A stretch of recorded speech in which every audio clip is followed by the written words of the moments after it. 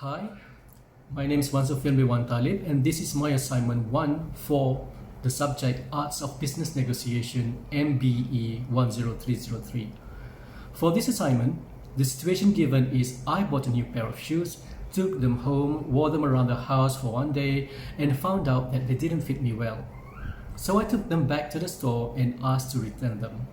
I didn't get to return them because there's a non-return policy statement printed on the receipt. But that didn't discourage me, so I yelled and I made a scene. The store manager was called and they agreed to give me back my money.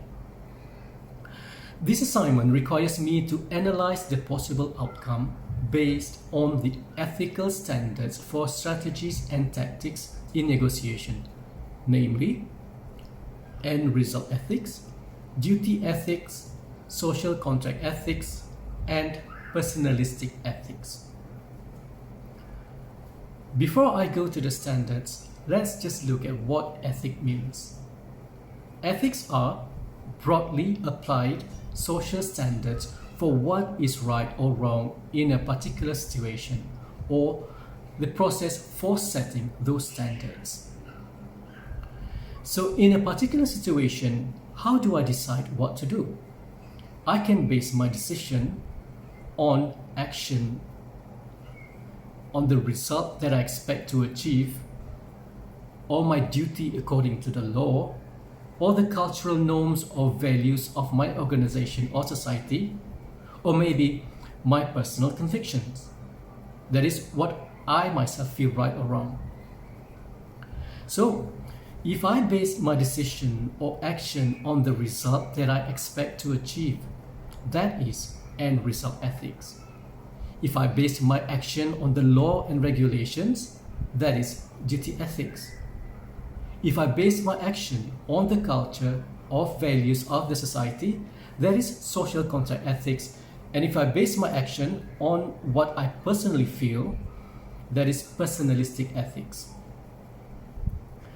So now, let's apply all these ethics to the given situation.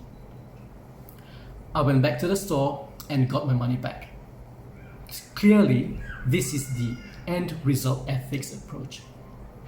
The end result ethic approach, whose major proponents are Jeremy Bentham and John Stuart Mill, base the rightness of certain action according to the consequences. The action is right if it promotes happiness.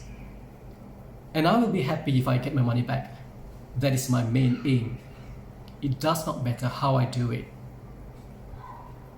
So perhaps this could be controversial because, according to this approach, the end justifies the means.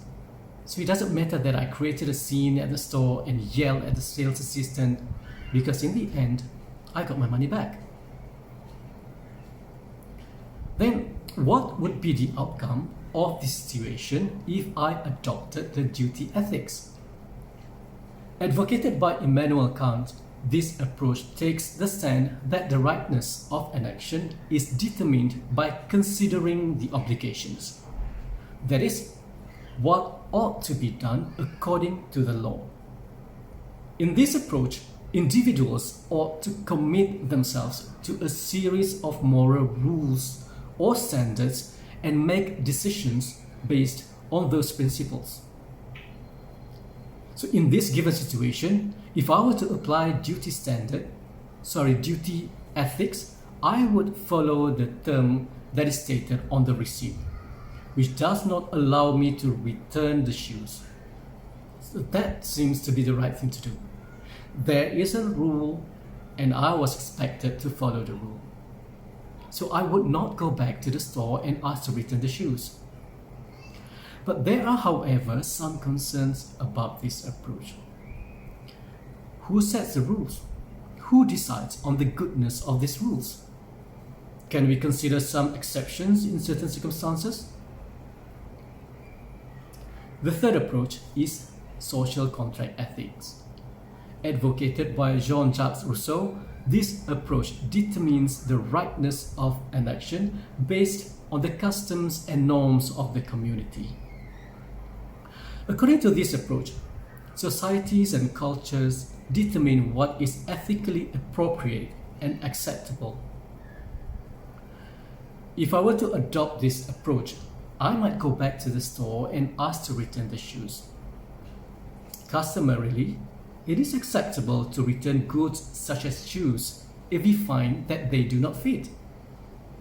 What is not customarily acceptable is to return goods such as perishables or undergarments after they are bought. Therefore, in this case, I can still ask to return the shoes as this is a normal thing to do. The fourth approach is the personalistic ethics. Advocated by J. Martin Buber, this approach determines the rightness of an action based on the personal conscience. This means that, in this case, I would rely on my personal feeling of what is right and what is wrong. As such, I feel that it is right to go back to the store and ask if I could somehow return the shoes and get my money back. However, should my request be denied, I would accept this and would not make a scene or yell at the clerk, as I feel this is not the right thing to do. Now, we have discussed all the four approaches. Out of the four approaches, I think the best one would be the social contract ethics. I could still go back to the store and ask to return the shoes, and this is very much acceptable practice everywhere. Finally, would I be doing this in a real life situation? I definitely would. Why? First, because as I've stated, to return a pair of shoes that do not fit is an acceptable practice. Unlike perishable goods or undergarments, most shops will allow return of shoes, provided we produce receipts and that the shoes are still in unworn condition, and the return is made within a certain time frame. So given that I wanted to return the shoes the day after I bought them, I should be allowed to do this. Then the question is, what about the no-return policy printed on the receipt? Actually, legally speaking, I can argue that the printed statement is not valid, as it was presented or notified to me after I have paid for the shoes. That is, after the contract has been concluded.